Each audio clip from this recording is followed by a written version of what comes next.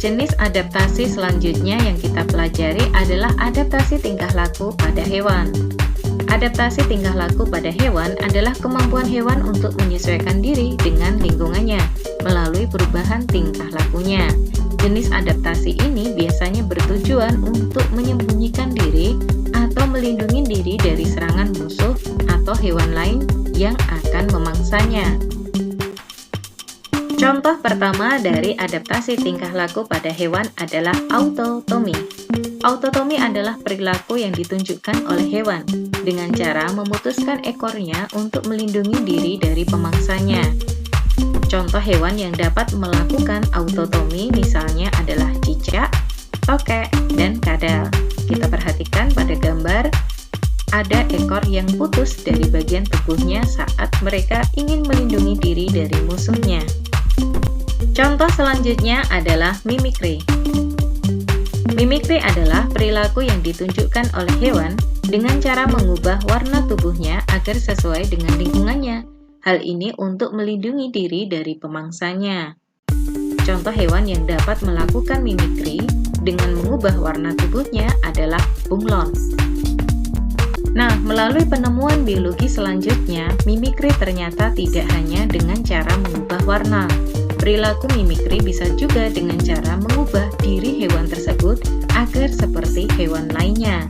Nah, perilaku mimikri yang mengubah dirinya agar seperti hewan lain dibedakan menjadi dua, yaitu mimikri Batesian dan mimikri Mullerian. Mimikri Batesian merupakan penyesuaian diri hewan tidak berbahaya untuk menyerupai hewan lain yang lebih berbahaya daripada dirinya.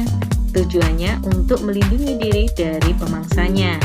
Contohnya adalah lalatron yang menyerupai lebah madu yang lebih berbahaya, sehingga pemangsa dari lalatron akan menghindari karena menganggap lalatron adalah lebah madu.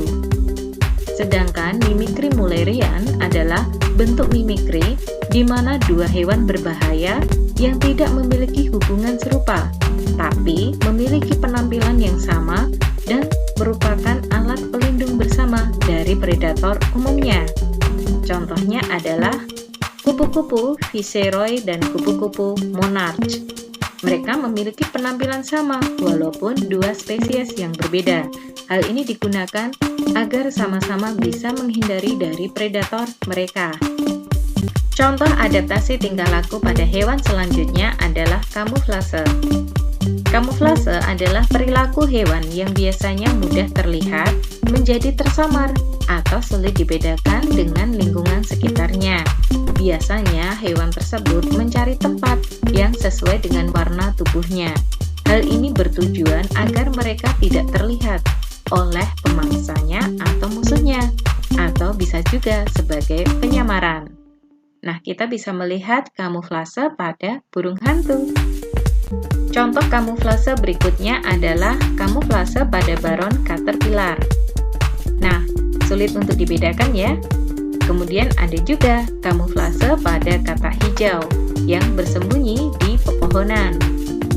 Ada juga kamuflase pada tokek ekor daun.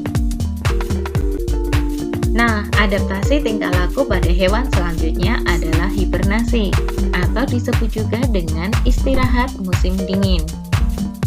Di daerah 4 musim, beberapa jenis hewan berdarah panas melakukan hibernasi saat musim dingin. Ketika musim dingin berlangsung, maka hanya sedikit makanan untuk mereka karena tumbuhan sulit untuk hidup dan didapatkan. Nah, pada saat melakukan hibernasi, maka metabolisme tubuh mereka akan melambat. Misalnya, menurunnya irama pernafasan, suhu, dan detak jantung. Dengan demikian, mereka dapat menjaga kestabilan metabolisme organ dalam tubuh mereka, meski ada variasi suhu. Contohnya adalah hewan beruang kutub dan tupai. Nah, selain hibernasi, ada juga estivasi. Estivasi adalah kondisi ketidakaktifan hewan sebagai bentuk respon terhadap suhu lingkungan yang sangat panas. Hewan yang melakukan estivasi akan mengalami penurunan laju metabolisme di dalam tubuhnya. Hal ini dilakukan agar dapat bertahan hidup ketika kekurangan makanan dan air. Biasanya hewan tersebut akan berdiam diri di tempat yang teduh hingga hujan turun.